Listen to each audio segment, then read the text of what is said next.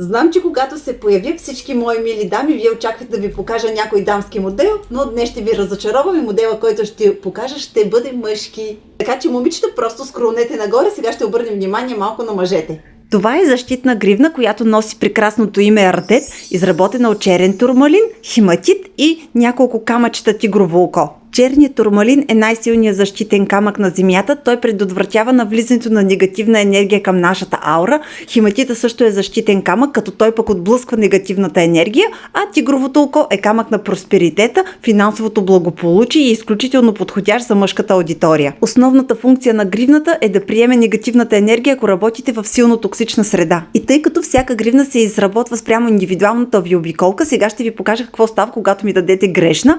Това е висяща гривна, която просто е изключително неудобна за носене. Гривните от естествени камъни трябва да стоят по ето този начин. Да бъдат леко свободни, но и да не висят.